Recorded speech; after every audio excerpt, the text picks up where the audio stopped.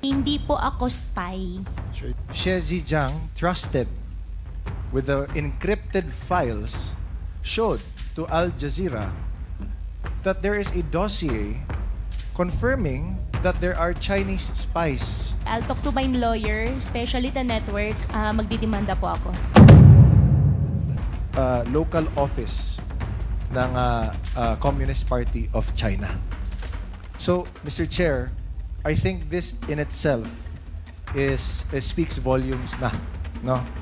Gusto ko rin po na iparating sa lahat ng kababayan ko at buong Pilipinas na rin po. Mahal ko pang Pilipinas. This is an open call to action, Mr. Chair. Sa lahat ng mga nanonood ng Quad Committee meetings natin, please come forward. Kasi this is national security also at stake.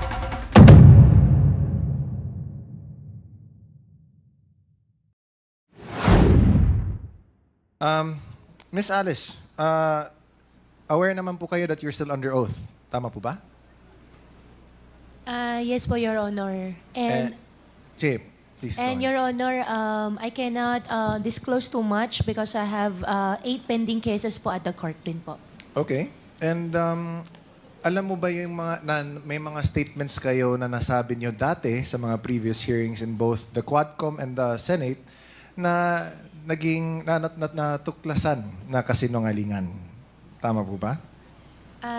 Anong pong statement po, Your Honor? Well, the nationality, your parents, and the like. Tama po ba? Hindi po, Your Honor. Okay. Pero now that we're here and almost closing on this na rin, willing ka ba na magsalita ng katotohanan sa Quadcom na ito? Your Honor, ano pong question po? Willing po ba kayo na magsalita ng katotohanan sa Quadcom na ito now na patapos na itong lahat? Opo, Your Honor. I have pending cases po at the court. So, anything po na sasabihin ko po dito sa Quadcom might use against me. So, okay. Opo. Alright. Pero even if na alam mo na may alam din yung Ministry of State Security, willing ka rin ba na mag-confess ng katotohanan sa Quadcom na ito? Your Honor, pa-specify ko po sana yung question po. Yeah. Para I know paano din po ako makahelp po. Okay. Sige. I'd like to direct your attention po sa ating screen. Can we please flash? Kilala mo ba tong si Xie Zhejiang? Hindi po, Your Honor. Hindi po. Okay. I'd like to put that on the record, Mr. Chair, na hindi po niya kilala the person in question na si Xie Zhejiang.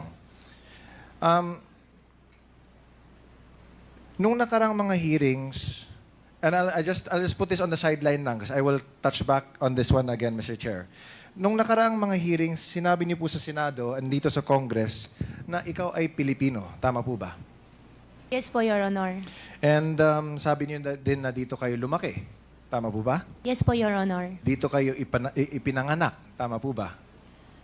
Yes po, Your Honor. I have my Filipino birth certificate po. And dito din kayo, Pilipino din yung mga magulang ninyo po. Ang alam ko po, ang nanay ko po ay Filipina po. Okay. And yung tatay mo? Tatay ko po ay Chinese. Okay.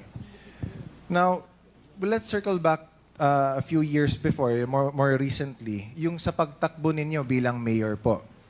Ano ulit yung naging rason ninyo kung bakit kayo gustong or bakit kayo nagdesisyon na tumakbo bilang mayor ng Bamban? Your Honor, unang-una po, Short answer lang, Miss. yes po, tatlo po kasi yung ano ko po, yung sagot ko po diyan. Isa po sa tatlo ay childhood dream ko po. Pangalawa po, sa Bamban po ko lumaki, gusto ko somehow makapag-share din po ng kung anong pong meron ako. Gusto ko rin po natulungan yung mga kababayan ko po. Pangatlo po, tinulungan din po ako ng former mayor din po namin sa town para sa kampanya din po. Okay. And saan kayo kumuha ng pondo para tumakbo bilang mayor? Your Honor, 37,000 po ang aming voters. Hindi po ganong kalaki. So, saan lang kayo kumuha ng pondo? Kasi kailangan ng pondo, di ba? Para magkampanya. So, saan kayo kumuha ng pondo? Your Honor, kumuha po ako ng pondo sa negosyo ko po. Okay. And itong negosyo is... Your Honor, lahat po ng negosyo ko po, sinampahan po nila ng AMLAC. So, I invoke my right against self-incrimination po pagdating po sa business po. Okay. Can we show the next slide? Gusto ko lang pakita. So, confirm niyo po, Miss Alice, na kayo po ito sa likod po ng Ford F-150. And yan si Cassie, na nakasakay din ng Can-Am. Ano ba yan? Riker Sport 900? Tama ba? Your Honor, hindi po yung campaign. Yan po Ano? ay town fiesta po namin. Town Fiesta lang. Opo. Okay. So, very interesting. Kasi from what I remember, kasi ako mahilig ako sa kotse, pero yung kotse ko is a 2003 Camry. And medyo may kamahalan din yung mga nakikita natin dito sa pictures. But sige na lang. So this was a fiesta naman din and very festive. Pero kayong dalawa yung nasa picture, tama po ba? Yes po, Your Honor. Okay.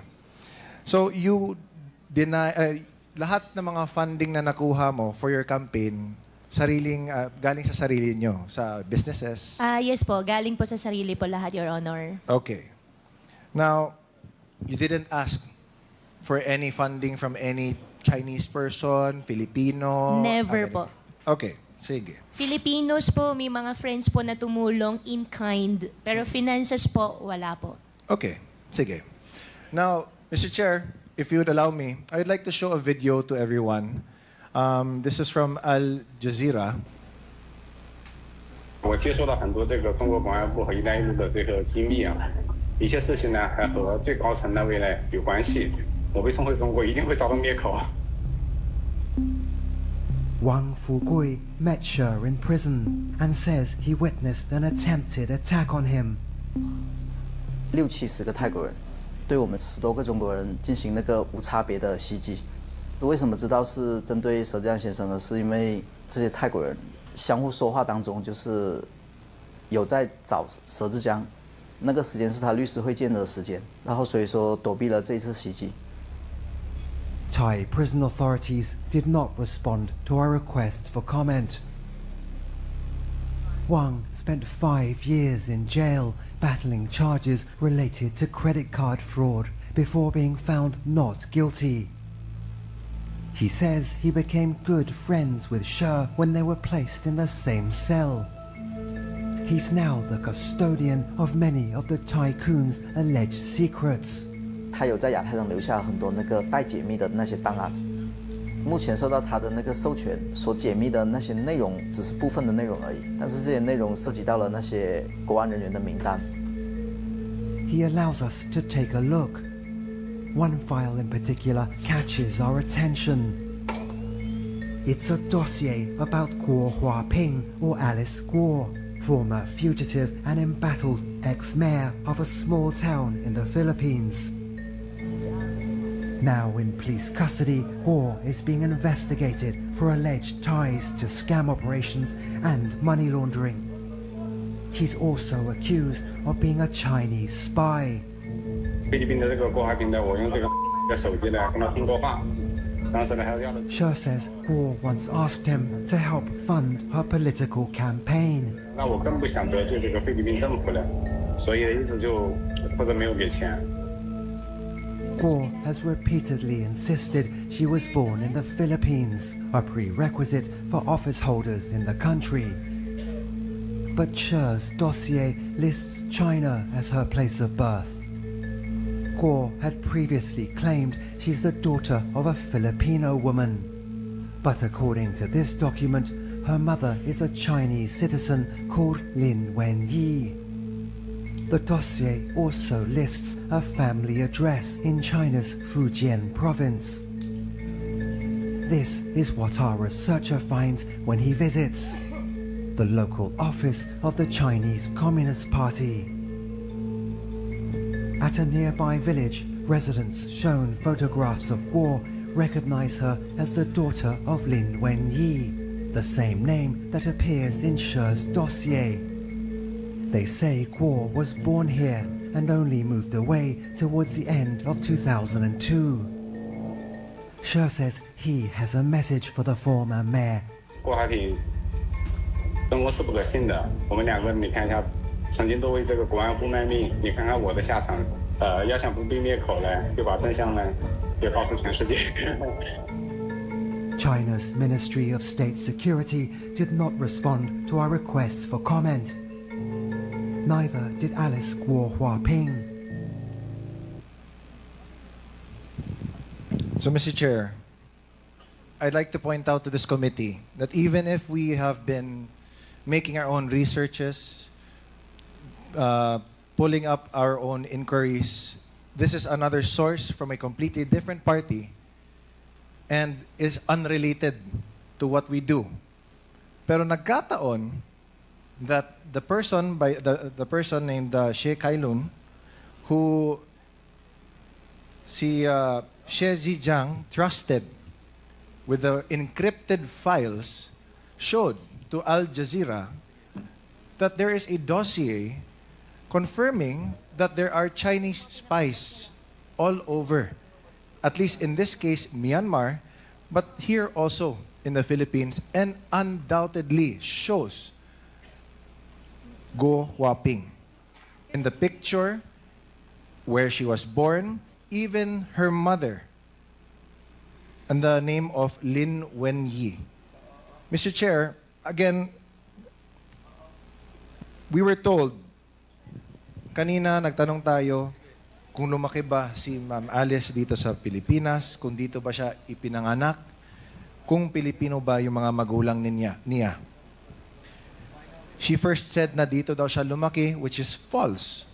Because paano malalaman or ma-identify ng mga tao doon mismo sa address sa Fujian na nakilala nila si Alice Guo o Guo Huaping as anak ni Lin Wenyi nung pinakita nila yung picture ni Guo Huaping sa kanila.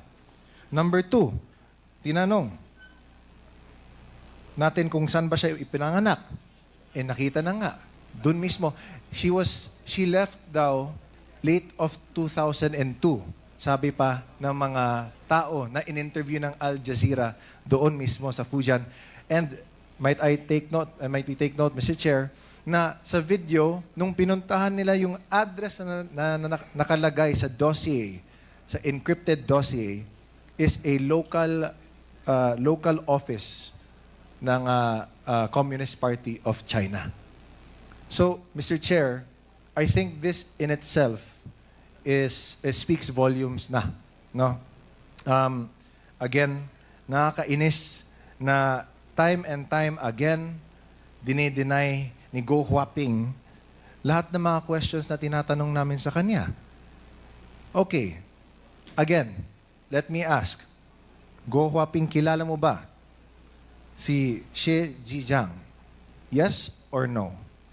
Your Honor, yung Xie Zhejiang na sinasabi niyo po, yan po ba yung pinakita niyo po kanina sa akin sa picture? Correct. Hindi ko po siya kilala. At sana po, Your Honor, Mr. Chair, makuha ko rin po yung details. Gusto ko po magdemanda. Hindi ko po sila kilala. Hindi natin madidemanda, Miss Alice, dahil kasi he's in jail in Thailand.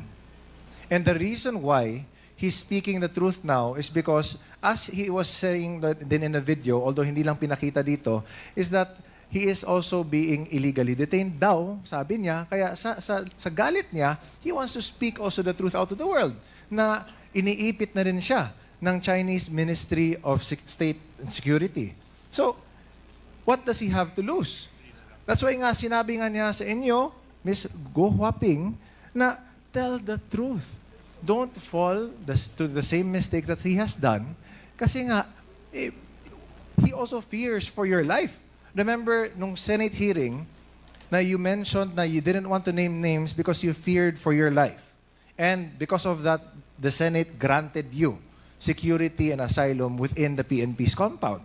Ngayon, na nag-executive session na kayo, sabi ng Senate na there was nothing to go about except for one name na hindi pa din namin alam. But if we look at it, there is no doubt, kitang-kita na.